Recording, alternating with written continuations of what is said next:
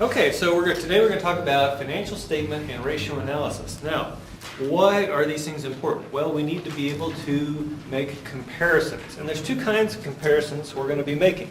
We're going to be making comparisons between two different firms, and we'll also be making comparisons at the same firm over time. And we're going to see that if we just compare accounts between firms, we can't always do that because of the difference in scale that we see. And so I'm going to tell you a little example from my own experience. I used to work for a family-owned company called Americam. And what did we do at Americam? We took pigments and we dispersed them into plastic. So this plastic, that top on your and any of this was all started out as clear plastic pellets and then what's called a color concentrate. And my company made the color concentrate. So we would disperse the dyes and pigments into these little plastic pellets that get mixed with the clear ones to make things like black and blue and all those other things. Okay, now, we were a privately held firm. We had our financial statements, but no one else did. Because we weren't publicly traded, we didn't have to report them to the government. But right across town, there was a company called PolyOne. And PolyOne was publicly traded. They were in the same business that we were, the exact same business that we were. And so we had an advantage. We could see PolyOne's financial statements, but they could not see ours.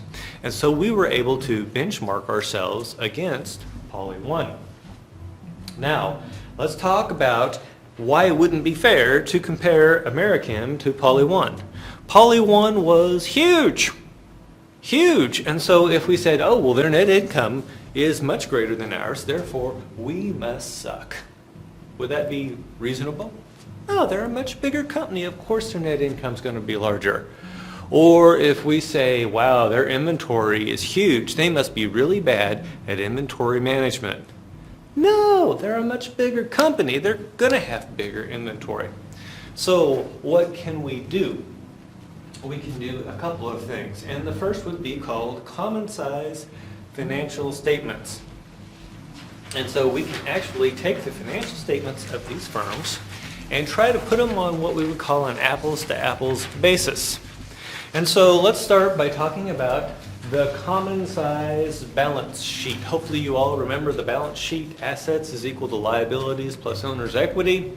In order to get a common size balance sheet, what I'm going to do is take the firm's balance sheet and divide every single account on there by total assets.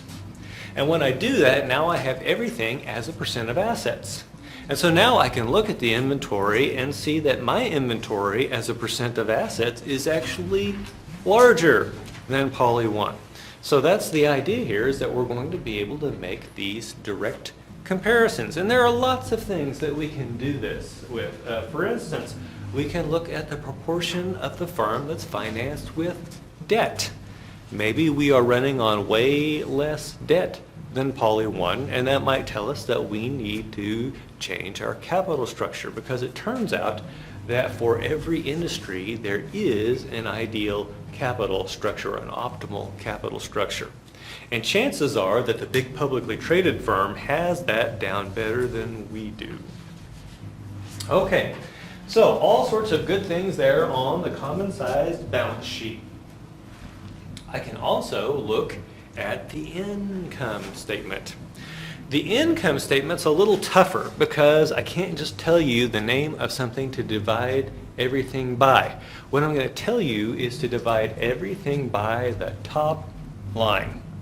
What is the top line on an income statement? Sales. Now, does it always say sales? No. Say again? Revenue. Yeah, it could be revenue, or if it's a retail outfit, they'll say net sales.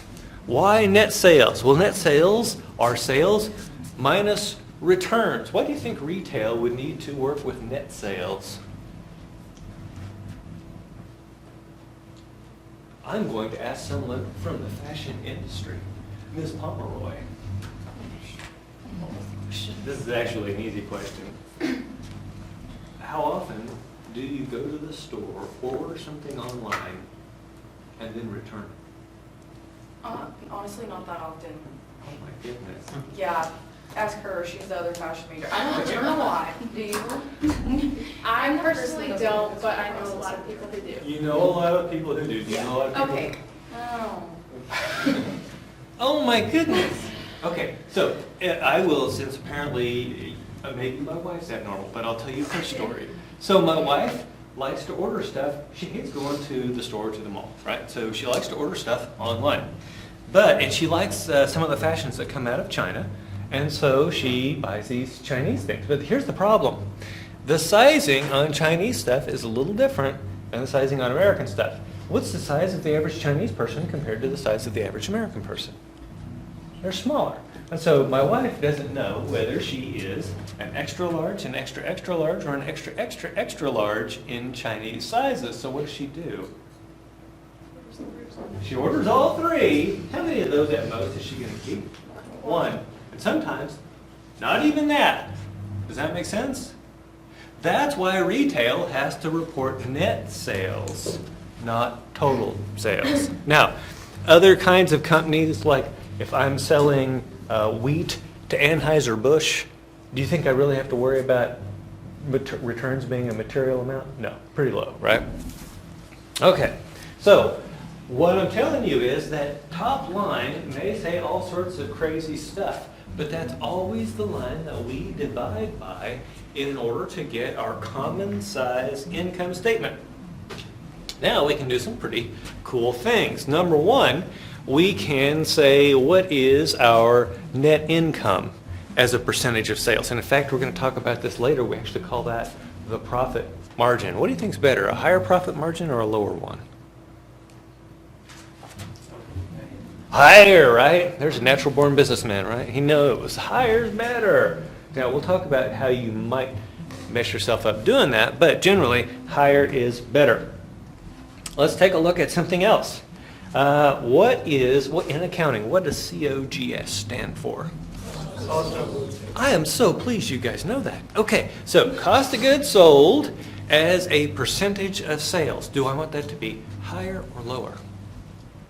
Lower. I want it to be lower. Now let's get back to the American Poly 1 example. Sometimes the size of your business is going to impact the percentage of your sales that are cost of goods sold. Here's my example. We would buy our plastic resin that we use to make our concentrates in 25 kilogram bags. 25 kilograms is 55 pounds. And Poly 1 was buying their stuff by the rail car, like 40,000 pounds at a time. Who do you think paid more per pound? Yeah, we did, for sure. For sure, the packaging, the bulk discount, the whole thing. Now, you say, wait a minute, why didn't you just go out and buy a rail car of this stuff? What have I got so a rail car might have lasted us, say, 12 years. Why would I not go out and buy a rail car of this stuff just to get the discount? Yeah, I got that stuff hanging around in inventory, and by the way, I've got to have somewhere to put it. Where was Poly 1 putting this stuff? In silos. They were huge, but you know what? They were emptying them about once a month. And so we had no silos, and we had no room to keep that sort of thing. So I didn't feel too bad that our cost of goods sold as a percent of sales was higher than Poly 1's because the scale of the business kind of dictated it. Now, moving on down, what does SG&A stand for?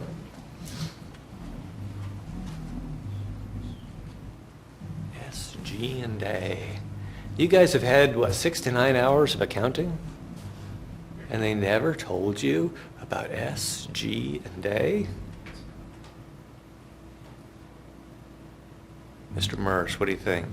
Selling something administration. Very good. Selling, general, and administrative. See, you got 2 out of 3 correct. You're a good man. Okay. Selling, general, administrative. So what kind of cost do we see in SG&A? Well, any of the executive salaries are in there. The administrative assistants' salaries are in there. The money to run the copier.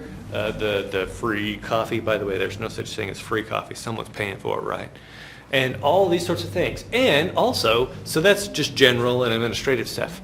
What about selling? What else do you think goes into SG&A?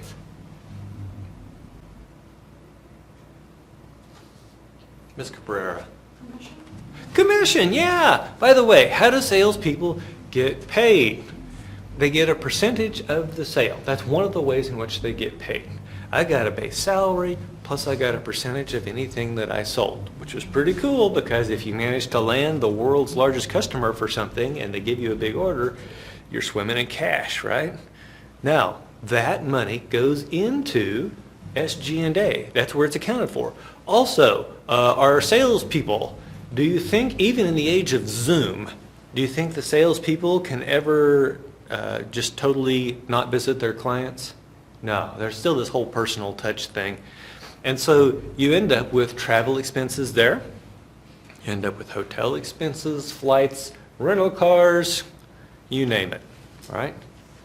Okay, so all that stuff goes into SG&A. Now, what if my percentage of SG&A is much higher than my competitors? Maybe I'm doing some things wrong. Right? Maybe my salespeople aren't efficient. Maybe they're staying in too nice a hotel. Maybe they're flying first class when they should be back in coach, right? All sorts of things like that. And so we can use all these things on the common size income statement to try to figure out some things about the efficiency at the firm. Are there any questions yet? Okay. So now we're going to move on to financial ratios. And it turns out that these common size financial statements, they give us a lot of insight, but they don't cover everything. For that, sometimes we need to look between financial statements. So for example, our inventory. How do we know how well we're managing our inventory? Well, we can't just look at the inventory on the income statement and know much of anything. What we have to do, on the balance sheet, we can't just look at inventory on the balance sheet and know what we're trying to do. By the way, why do we even carry inventory? What's the goal? If we could get by without carrying inventory at all, would we? Yeah, it ties up money, it ties up space, it might go bad, it can get stolen, all sorts of reasons for us not to carry inventory, and yet we do. Why? For safety, Safety of who?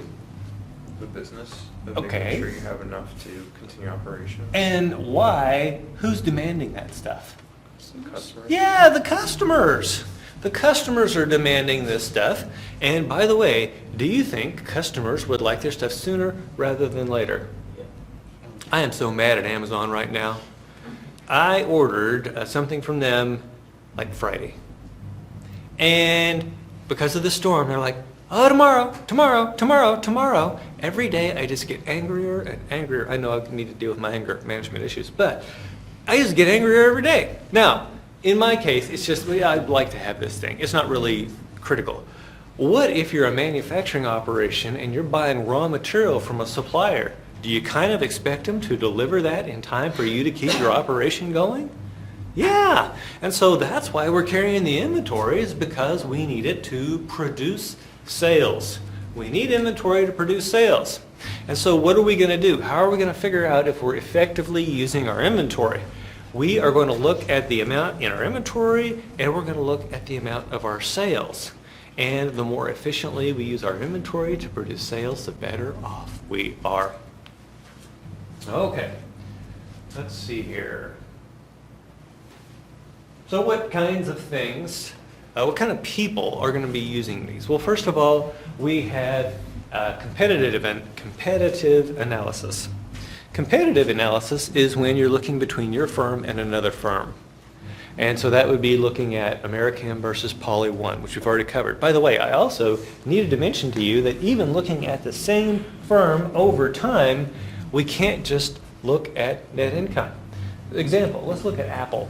1996, Apple was darn near bankrupt. I don't know if you guys knew that. Just nearly dead. And so what do you think their net income looked like then? It was tiny. Now, what about their income now? It's huge. Can we say, oh, it's all good, Apple's, the net income's up? No, Apple's a much, much larger organization now than it was. Apple's got a lot more expenses. Apple's got a lot more assets. we need to, even to compare between the same periods at different firms, or at the same firm, different periods at the same firm, then we need to use our common size financial statement analysis or our ratio analysis. And we need to take one more thing into account when we are looking at comparisons between times. Should I compare the first quarter results with the fourth quarter results from the previous year? You think that makes sense? No, why not? I'm going to give Ms. Pomeroy another chance here. Ms. Pomeroy, in the fashion industry, are there times when you sell more stuff? Yeah. Yeah. Okay. So, for instance, in the build-up to the holidays, you're going to probably sell more stuff because of gifts. You're going to be selling more cute dresses for parties and things like that, right? Now, so, this damn thing. Wake up. So, what does that mean? So, the fourth quarter results are going to look really good. What about first quarter?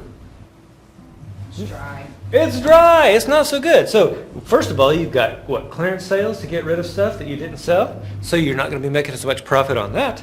You've got returns.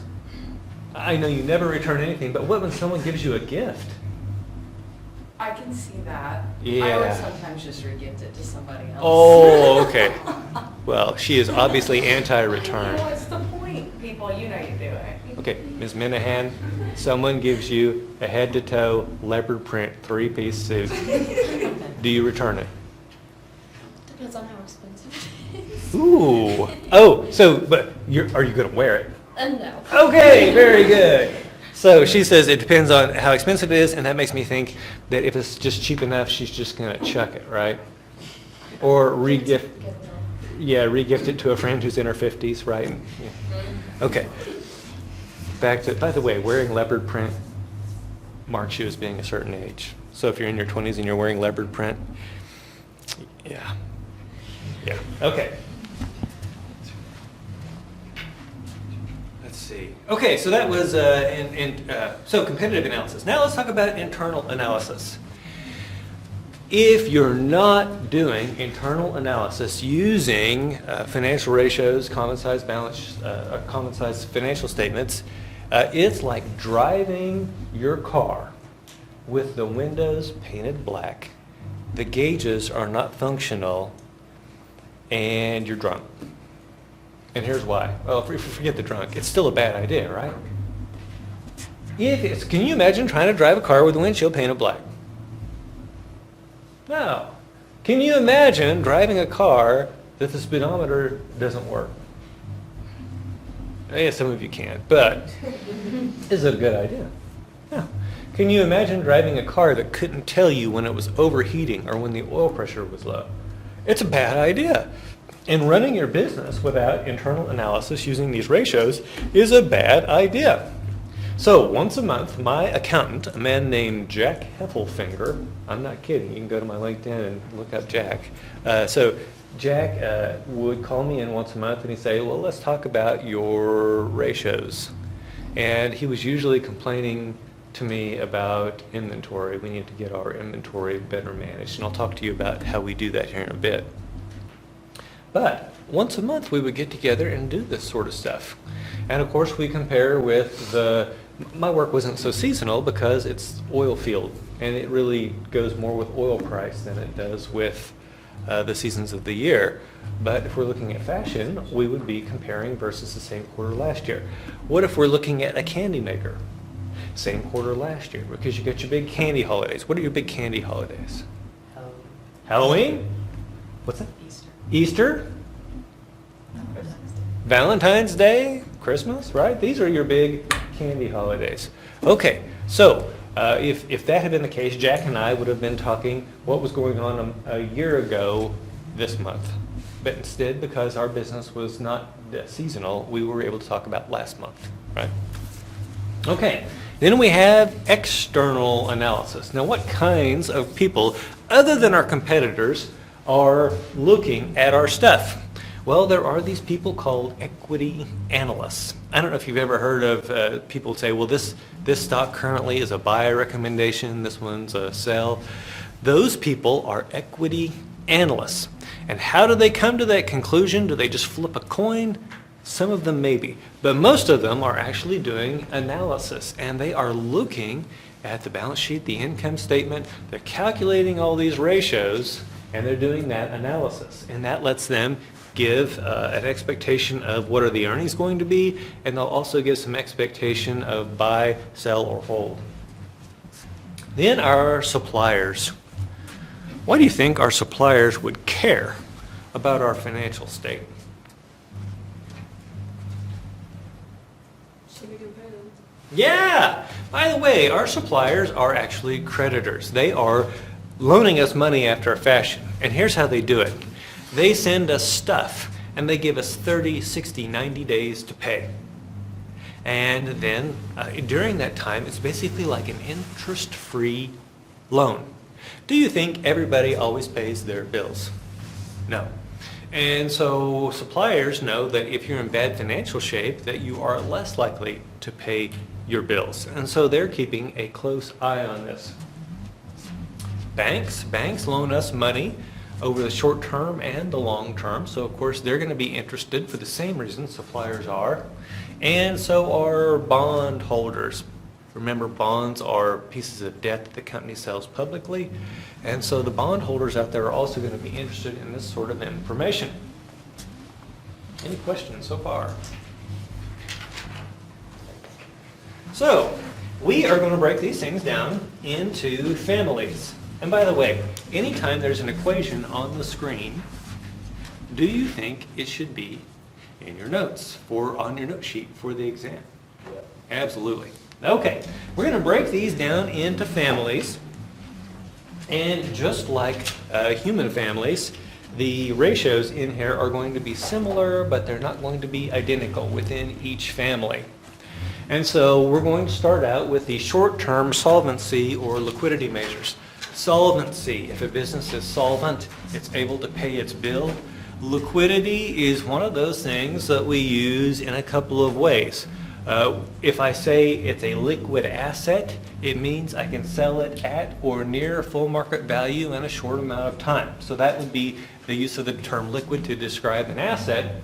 And we would say that the current assets tend to be our more liquid assets.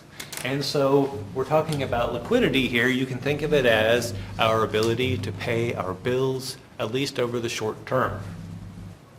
Now, the first one is called the current ratio. Any ideas what CA might stand for? It's not California, by the way. Current assets, very good. And we're dividing by current liabilities. That's a simple one. And here's the interpretation. If this thing is greater than 1, then in theory we have enough money to pay our bills over the coming year. Now let's explain why that is. Current assets are expected to produce cash within 1 year. Current liabilities are expected to consume cash within 1 year. And so theoretically, if this thing is greater than 1, we should be able to pay our bills over the coming month. But there's a couple of problems with that. And the first is some current assets do not turn into cash within 1 year. For example, when I worked at Halliburton, we had parts on the shelf for the T10 pump. The T10 pump was last manufactured in 1957, and there was only one user left of the T10 pump in the entire world, and that was Vietnam. And that was back before we were friends with Vietnam. So we were friends, then we weren't, then we were. Well, anyway, that was back before we were friends again with Vietnam. And so we were not allowed to trade with them. And so even if they needed the parts for our pumps, we couldn't sell it to them. So as a result, those parts just sat on the shelf year after year after year. Current asset, you'd think they should turn into cash within a year. They didn't turn into cash for decades. Hopefully they finally either scrapped those or sold them. Okay, so that's why we come up with this thing called the quick ratio or acid test. The quick ratio. I'll call it the quick ratio. Acid test sounds like something you do with LSD at Woodstock, right? Okay, so the quick ratio. What is this quick ratio going to do for us? Well, the quick ratio is, let's see what happens if not all the inventory sells. In fact, let's see what happens if none of the inventory sells, because we know not all of the inventory is going to likely sell. And so we're going to take our current assets minus the inventory, and then we're going to divide by current liabilities. And so it's going to be more conservative.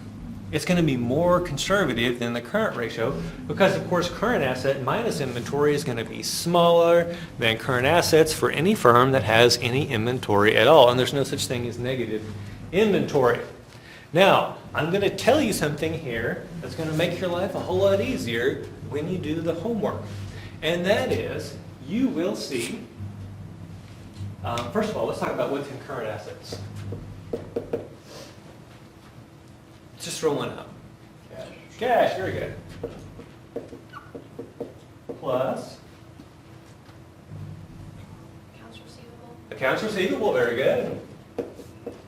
And then finally, oh, come on, we're talking about it. Inventory. Inventory.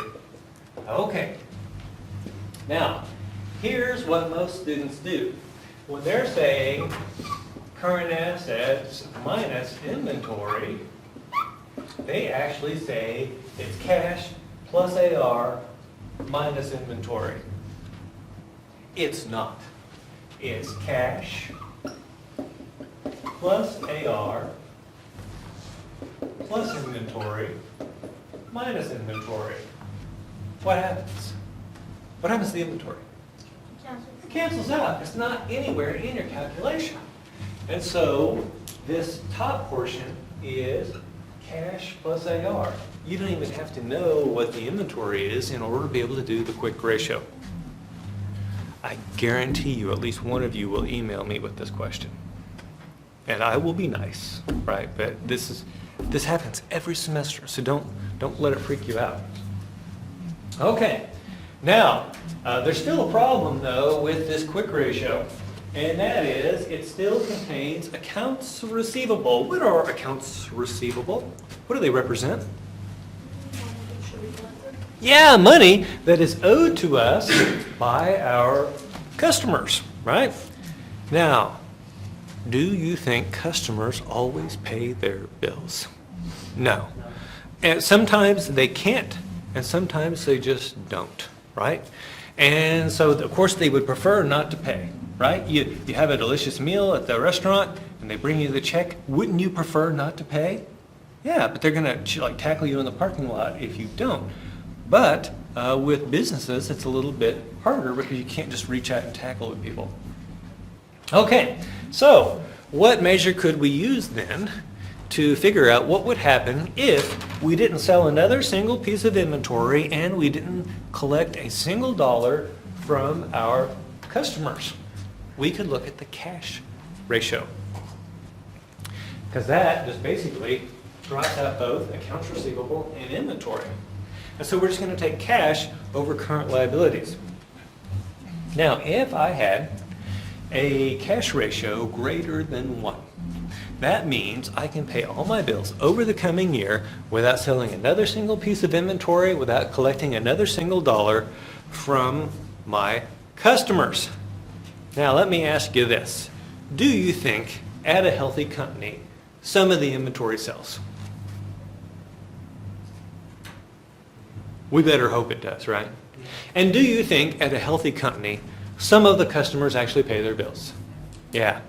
And so what I'm telling you here is having a cash ratio at your company of greater than 1 would be overly conservative. It would be overly conservative. If you went out and looked at cash ratios out on the stock market companies today, I'll bet it would be far less than 1. Does that make sense? So, should your current ratio be greater than 1? Definitely. should your quick ratio be greater than 1? It doesn't have to be. Let's think about Walmart. How often do you think something sits on Walmart's shelf for more than 1 year? It's very rare, right? Very rare. And so as a result, I would think it would be fine for Walmart to have a quick ratio of less than 1. And of course, a cash ratio of far less than 1. Does that make sense? So who cares about these things? Well, first of all, our suppliers. And why do suppliers care about the short-term measures? Because they're loaning us money in the 30, 60, 90-day time frame. By the way, what's the difference between short-term and long-term in finance and accounting? What's the break-even point? 1 year. These measures, these short-term liquidity measures are all about the next year. If I can see that the company's going to survive over the next year, do you think they're going to be available for the next 30, 60, 90 days to pay their bills? Yeah, does that make sense? Now, let me give you a real-life example. Back a few years ago, there was a company called Linens and Things. And it's very similar to Bed Bath and Beyond. In other words, it's a living hell for husbands, right? Because you go in there, stuff stacked high, and it's like forever, and women keep hitting me with their cart. Okay, so what do they sell? Linens and things, right? Now, what are the things? It's very similar to the Beyond at Bed Bath and Beyond, right? Okay, now Linens and Things, they got themselves into a short-term liquidity issue, and the suppliers figured it out. Of course, they have to post their results quarterly so everyone knows exactly how bad a shape they're in. And so then Linens and Things calls up and they order some towels, and the supplier says, yeah, we'd be glad to send you those towels. Just send us a check first. Why do you think they want the check first? Look, yeah, they're looking shaky, right? We want to make sure we get our money. And now Linens and Things, the reason they're in a situation like this is that they have low cash. Do you think they're going to be able to send a check up front? No. And so then Linens and Things says, sorry, we can't do that. And so then the towel people say, sorry, we can't send you any towels. Now, what does that then do to the shelves at Linens and Things? Assume that a lot of suppliers are doing the same things. What happens? Empty shelves. Yeah, empty shelves. And is it empties from the stuff that nobody wants? No, it's empty of the stuff that people are actually buying. The stuff that nobody wants, there's always plenty there. Does that make sense? Okay, so now this turns into a death spiral. It's a self-fulfilling prophecy. The suppliers basically force them into bankruptcy because they're not sending the materials, they can't get the sales, therefore they can't pay the suppliers, and the whole thing just winds straight into the toilet. Are there other examples of this? Absolutely there are. But Linens and Things is my favorite. Okay, now what about short-term creditors? A short-term creditor is anyone who loans you money over the next year or less. And so if a bank's giving you a 6-month loan, something called commercial paper, which is it's kind of rare anymore, but it's short-term debt, publicly traded debt of companies. Those people would also be interested in these sorts of measures because they want to make sure that you survive over the short term. Do they care about your long term? Not really. They're concerned about basically 1 year at a time. Does that make sense? Okay. Now, let's talk about long-term solvency measures. And you remember I said these things are families, and they're just like a human family. They're similar but different. And so what we have here are two sets of siblings that are actually cousins. Two sets of siblings that are actually cousins. These are the long-term solvency measures. Once again, long-term, anything more than a year. And they fall into these two families, these two subfamilies. The leverage measures and the interest coverage measures. Now, why do we talk about leverage?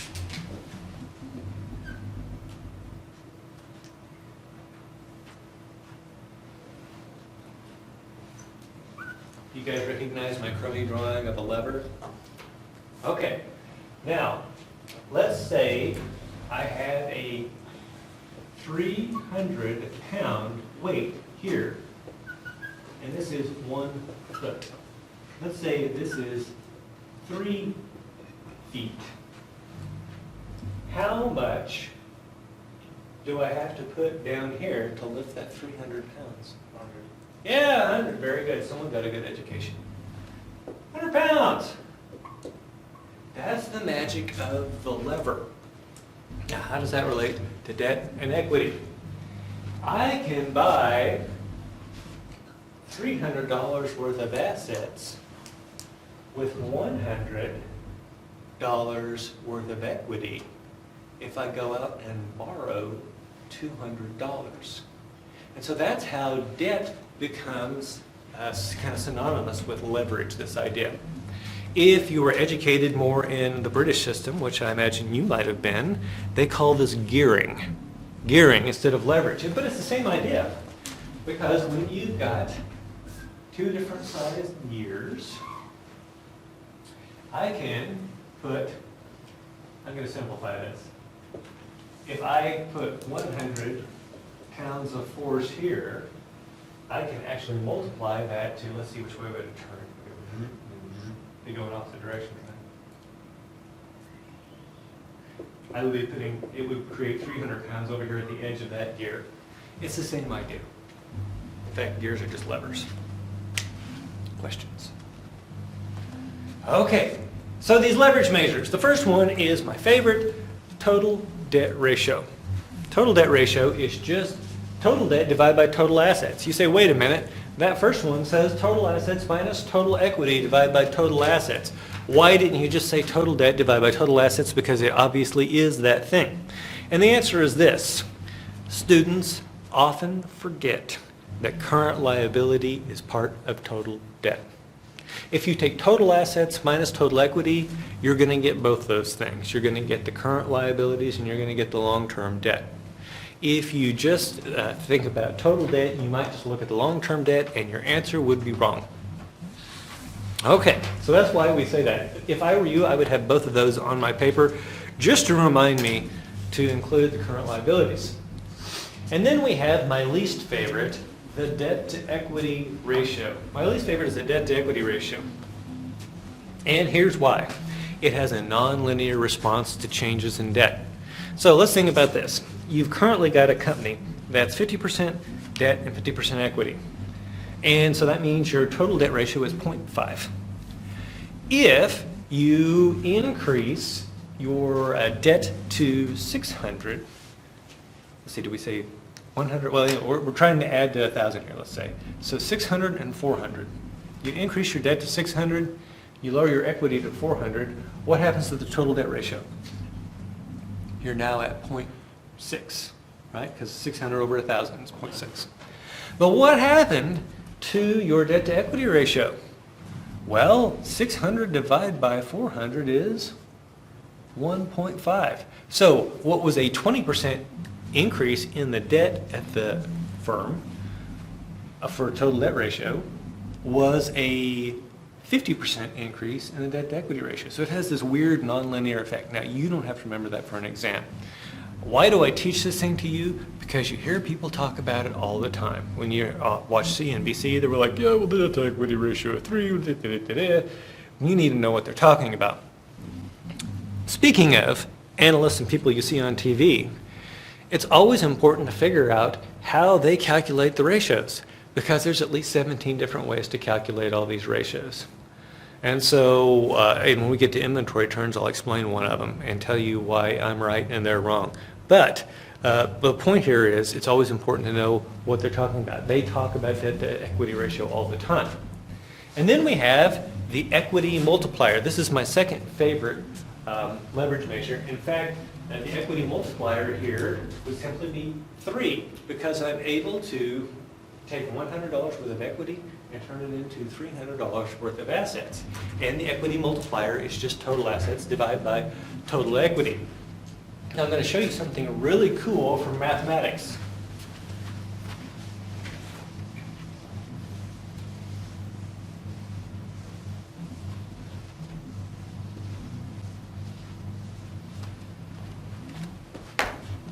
I'm going to write something on the board, and I want you to tell me if I'm wrong. Total assets is equal to total equity plus total debt. Does that look right? Okay, so good. So far, so good. Now, the equity multiplier is total assets divided by total equity. So here's what I'm going to do. I'm going to divide all of these things by total equity. And here I have TE over TE. What happens to that? Yeah, it cancels and becomes 1, right? And so basically what we're left with is TA over TE, our equity multiplier, is just 1 plus, what's this thing? The debt to equity ratio, right? The debt to equity ratio. So, I hate debt to equity, but I love it for this, from this standpoint. If I know debt to equity, it's easy to find my equity multiplier. I just add 1. Let me say that one more time. If I have debt to equity ratio, all I have to do is add 1, and I get the equity multiplier. Now, why might that be important? Let's say, well, we'll get to this in a minute, but here's ROE is equal to the equity multiplier times ROA. And I give you ROA, but I don't give you the equity multiplier. And you're looking at the problem and you're cursing me silently under your breath, because you know we do record you on the exam. And you're like, that jerk, he didn't give me the equity multiplier. The second that thought goes through your mind, I want you to think, did he give me the debt to equity ratio? Because if I gave you the debt to equity ratio, all you have to do is add 1, and you've got your equity multiplier. It's not magic. Questions? Okay, now that equity multiplier, the higher it goes, the more leverage, meaning the more debt there is in the capital structure. And why is that? Because this debt, as it gets higher, this debt to equity ratio gets higher, equity multiplier gets higher. We would say that a firm with a greater equity multiplier has greater leverage. Now what about the interest coverage measures? These things actually measure the firm's ability to pay their interest over the next year. It's the ability to pay the interest over the next year. Now, in here, how many of you have ever borrowed money to buy a car or a house? Here's what I found. When you borrow money to buy a car or a house, every payment that you pay contains 2 things. One of them is interest. What's the other? Yeah, the principal. And that's the way we're used to thinking about it. But it turns out that a lot of corporate debt, including bonds, are interest-only loans. Interest-only loans. And so let's talk about the way the bond works. Let's talk about a 30-year bond. A 30-year bond typically is going to pay an interest payment every 6 months. And they're going to do that for a long time until finally the principal amount comes due. Now, that means for 30 or for 29 and a half years, all I have to worry about is the firm's ability to pay the interest. Now, let's talk about that last year. When the face value of the bond, when the principal comes due, do you think the company is sitting there on all the cash to pay that principal off? No. What they're going to do is go out and borrow more money to pay off the old debt. And if you want to see the master of this game, it's called the United States government. They go out and borrow new money to pay off the old. And so the assumption here is that as long as the markets are liquid and the company's in good financial shape, they'll be able to refinance their debt. So therefore, the only thing we really have to worry about is their ability to pay the interest.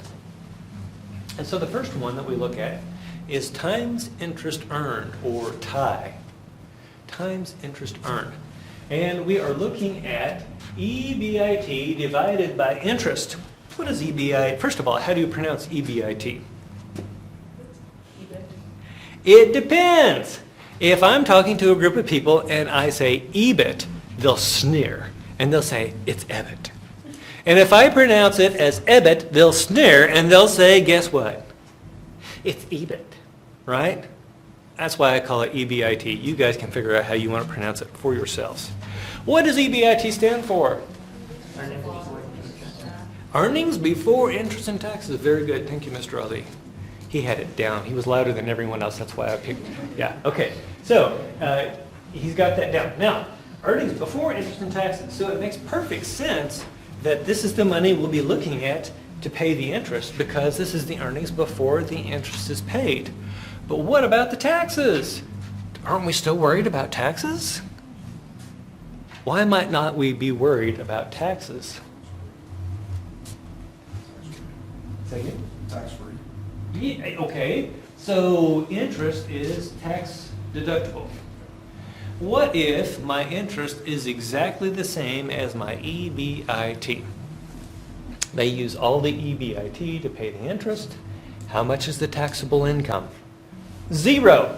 What is the tax on 0? 0. Does that make sense? And so that's why it's perfectly fine for us to use EBIT over interest. And the idea is, if this thing is greater than 1, it's a good sign that the company's going to be able to make its interest payments over the coming year. But some would say, wait a minute, EBIT, that's kind of conservative. And here's why. Before we got to EBIT, we subtracted out something called depreciation. Depreciation, does it represent a real outflow of cash? No. In fact, we call it a non-cash expense. And so EBIT is missing depreciation. So how much cash do we actually have to pay the interest? Well, it turns out we've got EBIT plus depreciation. EBIT plus depreciation. So in this case, times interest earned is more conservative. The cash coverage ratio is less conservative, but if the cash coverage ratio is greater than 1, they still should be able to pay their interest over the coming year. Would you be interested in loaning money to someone who had a cash coverage ratio of less than 1? I wouldn't. I wouldn't. So who cares about these measures? Well, the long-term creditors. The long-term creditors, people who are loaning you money over more than 1 year into the future. Now, I will tell you this. Long-term creditors are also interested in the short term. We discussed this a week ago. If we screw up in the short term, what does it mean for the long term? There is no long term, right? And so if I'm loaning them money, I should say only long-term creditors would be interested in these numbers. The short-term creditors, not so much. Everybody's interested in the short-term solvency measures. Does that make sense? Now let's talk about asset management or turnover ratios, turnover measures. The first one we're going to talk about is inventory turnover. We talk about inventory turns, and it's the number of times per year that we sell our inventory. That's the way you can think of it, the number of times per year that we sell our inventory. And so the COGS measure there we're going to use is the last 12 months worth of sales. That's the cost of goods sold. Now, why, and then we're going to divide by inventory. Why do you think I would use cost of goods sold there instead of sales? More accurate representation. Very good. Why? Because I'll give you a hint. How is inventory recorded? Is it recorded at cost, right? Inventory is recorded at cost. How are things recorded in cost of goods sold? At cost. So if we're going to do a true, honest, apples-to-apples comparison here, that's what we need to do. Now remember earlier I promised you that I would tell you about one of these alternate calculations for this, and then I would tell you why it was wrong. When you take Management 767, the management people like to figure this ratio as sales divided by inventory. How are sales recorded? Are they recorded at cost? No, they're recorded at the price that you sell that stuff, right? And so the inventory turns would be inflated from using sales divided by inventory. Does that make sense? And so when this comes up in your Management 767 class, I want you to tell your professor, Dr. Haggard says you're wrong, and then I want you to understand that you're going to have to figure it their way if you want to pass their class. Does that make sense? People just love it when you tell them Dr. Haggard says you're wrong. Okay. I'm kidding, by the way, I hate that. So, if I have inventory turns of 12, what does that mean? It means I'm selling my inventory on average once per month. Now, you notice I say on average. Does everything sell once per month? No, some things sell more often, some things sell less often. But on average, we sell our inventory once per month. And in fact, we can calculate, oh, by the way, would I prefer to have higher inventory turns or lower? Yeah, we want higher, and here's why. Remember we said we don't like inventory. We don't like inventory. We would prefer to have no inventory at all. What I want to do is have enough inventory to produce that cost of goods sold. Does that make sense? Because if I don't sell it, then I don't have it in the cost of goods sold. Okay, now the next question is, how many days on average does something stay in our inventory? How many days on average does something stay in our inventory? And what we do is take that turns number that we just calculated and say it's 365 divided by those inventory turns. By the way, where does 365 come from? Yeah, it's the number of days in a year, and I'm dividing by the number of turns in a year. By the way, the units of turns, there aren't any, right? Because those are both dollars, they just cancel out. And so the units here, it's 365 days per year and 12 turns per year. The years cancel out, the turn's not really a unit, and so this thing ends up being in days. Now here's another thing that you're going to run into. Notice that we've got day sales is equal to 365 divided by inventory turns. That is the same thing as saying 365 times the inverse of inventory turns. Do you guys know what inverse is? Where we go whoop, right? And so all I got to do here is 365 times inventory divided by cost of goods sold. And that's going to give me my days in sales. So, do you have to figure turns first? No. Do you have to figure turns first? Absolutely not. Would this be a good thing to have on your note sheet? I would think so. Questions so far? Okay, now let's talk about how we manage inventory.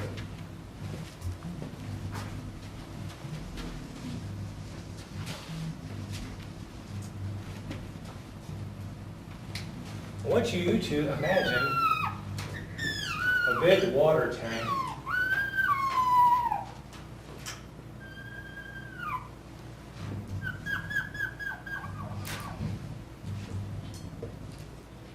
And we've got water coming into the tank up here, and we've got water coming out of the tank down here. How do I keep the same level in the tank? What has to be the relationship between the water in and the water out? Same rate. Yeah, they have to be the same, right? If I want the water level to go down in the tank, what needs to be the relationship? Well, this thing needs to be larger than this thing, right? And if I want the water level to go up, then I have to be putting more in up here than is coming out down here. Now here's what I want you to know. This water actually represents inventory. How do things get out of our inventory? Yeah, we got to sell them, right? That's the preferred method for getting it out of your inventory. Scrapping it costs you money. Okay.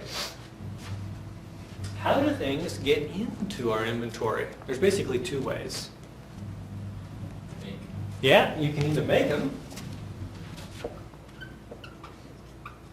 What's the other way? Yeah, purchase. Purchase or buy. Let's just say buy. It's easier to write. Okay. Now, therefore, if I ask you, tell me, how to reduce inventory and therefore improve our inventory turns, what would you do? Say again? Sell more than you make. Sell more. Now, I'm just going to take the first half of what you said there. Sell more. Anybody here ever work sales? Could you easily increase your sales by 50% next week? 50%? No, right? By the way, there we go. Let's talk about sales. My sister, or by the way, that was the last job that I had, right? And then I get out of that, I become a professor, and then my sister actually gets into sales after I get out.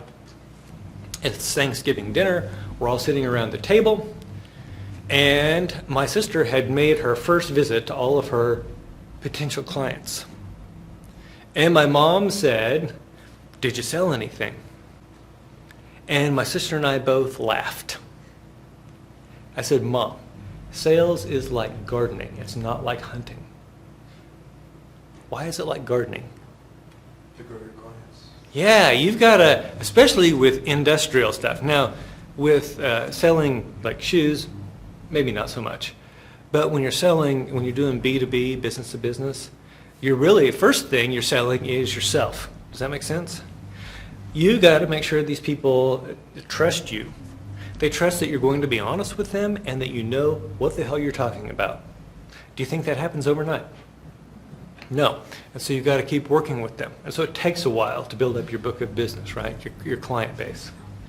And so other people will say, well, wait a minute. There are more ways to increase our sales other than, just getting out there and beating the bushes. What else could we do? I'm going to turn back to our fashion friends. If you wanted to increase the sales of clothing at a store, what would you do? Have a sale. Have a sale! Give them a discount! Sounds great. What's the problem? Not making as much money. Yeah, it eats into your profit, right? It eats into your profit. And I know people don't believe this, but we're actually here to make money. And so, that way of increasing sales is also bad. And then think about, well, we could hire more salespeople. Two things. Number one, you're increasing your expenses. And number two, it's going to take a while for those to kick in. So I want you to keep this in mind. In fact, write this down. Increasing sales is never the answer. Increasing sales is never the answer when it comes to these measures. When it comes to these asset management turnover measures, increasing sales is never the answer. Okay. Now, what can we do then? Well, we look at our inventory and we see that we have two kinds of things. We have make and we have buy. And I hope that our inventory is high because of the buy. How do I reduce inventory of bought stuff? We stop buying, so we're looking at the purchase stuff. We just stop buying it. It's real easy. I just stop issuing purchase orders. So easy. And I don't even have to do anything with my people, my operations. I just stop ordering so darn much stuff. Does that make sense? Now, what about make? The stuff that we've made, what are we going to do there? We have to make less stuff. Now, it sounds easy. And typically what I would do is I would work my guys 10 to 20% overtime. And then when I needed to reduce inventory, all I had to do was get rid of the overtime. And then things settled down and the inventory would settle down. My guys can keep paying their mortgages and paying for their bass boat and whatnot. And everything was fine. Sometimes that's not enough. And so what do you end up doing? Yeah, you have to lay people off. Now, you got to be careful. Because when you lay off a factory, so let's say you're going to shut down for a month. So you say, okay, folks, we're going to shut down for a month. And a month from now, come back, we'll be ready to go again. What do your good workers do in the meantime? Get another job. Are they coming back? No. Who does come back? Bad ones. The bad ones. the bad ones. In fact, I'm going to teach you an industry term here. Are you ready? The cream of the crap. The cream of the crap, that's who comes back, not the good folks. And so I actually ran into this situation in 1994, Duncan, Oklahoma. Our inventory turns were around 4. They needed to be 12. We know we can't triple our sales, so what do we have to do? We have to cut our inventory by 2/3. Unfortunately, most of it was make. So we have to shut the plant down. Goodyear, the tire company, was opening up a new tire factory in the next town over. What do you think would have happened if we had laid our people off? Yeah, they would have gone over to Goodyear, right?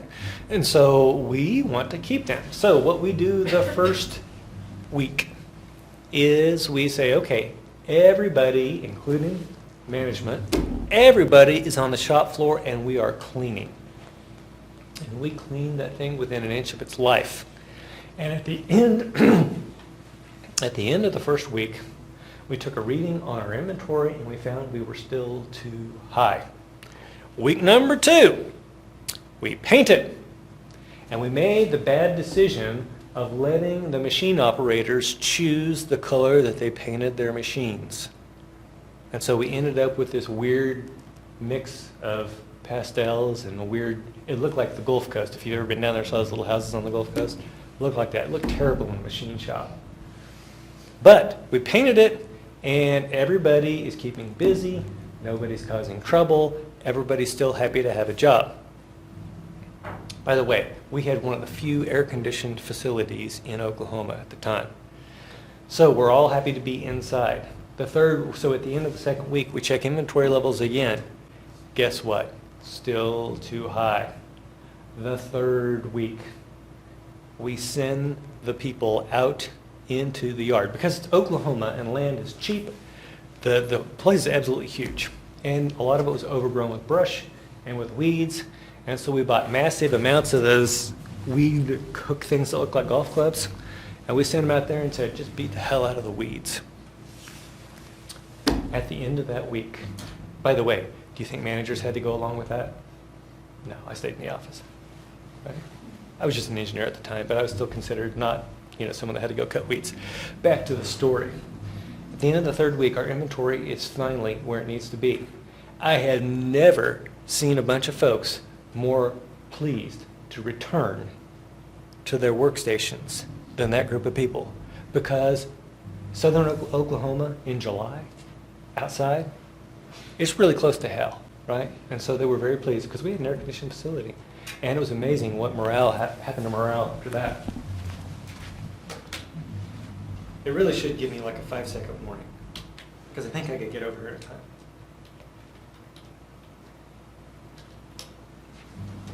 Okay, so now you know how to manage inventory. Is it necessarily easy? Not easy to increase sales. That's never the answer when we're doing this stuff. Is it easy to decrease your sales of made stuff or of bought stuff? Yeah, you just stop ordering it. The hard one is to reduce your bought stuff. Now let's talk about receivables. We've already talked about accounts receivable being money that your suppliers owe to you. Now, similar to inventory, would we prefer to get rid of accounts receivable altogether? Yeah, I don't like to be owed money. I prefer to have the money, right? I'd rather everybody pay cash. Why do you think companies offer credit terms like that? Ms. Rafael, why do you think companies offer to sell on credit? To guarantee that, or to gain a customer. Yeah, to increase the sales. By the way, if we are in an industry where everybody offers credit, do you think we have to offer credit? We need to, or we're going to miss some sales. What if we're in an industry where nobody offers credit? Do we have to offer credit? No. How can we gain more customers? Offer credit. And then what does everyone else have to do? Offer credit, which is exactly why almost every American business that sells to other businesses offers credit. Does that make sense? Okay, now, Well, once again, I would prefer not to have this, and here's why. I'm borrowing this money. Let's say I'm borrowing it from the bank at 5%. And I'm turning around and loaning it out to my customers at 0%. This is a losing proposition, right? It's only worthwhile in the extra sales that I get for doing it. But I would like to use as little accounts receivable as possible to get the same level of sales. And so that's where we start talking about receivables turnovers. It's how well am I using my accounts receivable to produce sales. And we can think of this as how many times per year are my customers paying off their accounts receivable? How many times per year? Would we prefer them to pay more times per year or less? Yeah, it's just like inventory. We want this to be higher. Now, and by the way, how do I increase receivables turnover? It's a fraction, right? I could either make the top part bigger or the bottom part smaller. What's the answer? Higher the sales. Say again? Higher the sales. Oh my goodness, I just got through saying increasing sales is never the answer, right? Oh. He's really good, so I'm just gonna assume that didn't happen. We can't just go out there and grow sales immediately, can we? No. So what we've got to do is reduce accounts receivable, and I'll tell you how to do that here in a little bit. Okay, now we can figure out how many days are in accounts receivable. We just take 365, divide by the returns, or divide by the receivables turns, and that gives us days sales in receivables, also known as the ACP, average collection period. Write that down, average collection period. This is the number of days on average it takes for you to get your money back from your customers. Now, let's think about if I tell you that days sales in receivables is 59. Do you know whether that's good or whether that's bad? Any ideas? You shouldn't have any idea at this point. You need one more piece of information, and that is, what are the credit terms? How are we telling them they have to pay us back? If we tell them they have to pay us in 60 days, and they're paying in 59 days, are we good? Yeah, on average. Now, what if I told you that we're telling them to pay in 30 days? That's not good, right? It's taking them twice as long to pay as they should. Now, when I ask students how to solve this problem, someone always says, just give them more time to pay. You think that's the right answer? No. If they're currently taking 59 days to pay on 30-day terms, how long do you think they're going to take to pay on 60-day terms? 89 or 119? I'm going to tell you a story here, true story from my time in industry. I had a guy named Ramon. Ramon was on my second shift. Ramon was supposed to start at 3 o'clock. Ramon shows up at 3:15. I say, Ramon, what's up? He says, oh, my kids get out of class at 3 o'clock. My wife doesn't drive. I need to pick them up. Hello. Oh, sorry. I need to pick them up from class. And being the young 25-year-old manager, trying to be all open-hearted and open-minded and whatnot, I'm like, oh, that's so bad. So tell you what, your start time will now be 3:15, and you could just have a 45-minute lunch. Would that be okay? He's like, oh, yes, thank you, thank you. Do you know what time he showed up the next day? 3:30. I ended up having to fire Ramon for something totally different. But, long story short, by the way, it's the same thing with the speed limit. Speed limit says, when I was a kid, it was 55. How fast do you think I drove? 65. And then it got to be 65. How fast do you think I drive? 75. And then it got to be 70. How fast do you think I drive? 80. And I get down to Arkansas and it's 75. How fast do you think I drive? 85. And I get out to Texas and it's like 80. And I'm like bleeding from my eyes because I'm driving so fast, but I still have to exceed, right? Therefore, do not think you can just make your credit terms more generous and get by with it.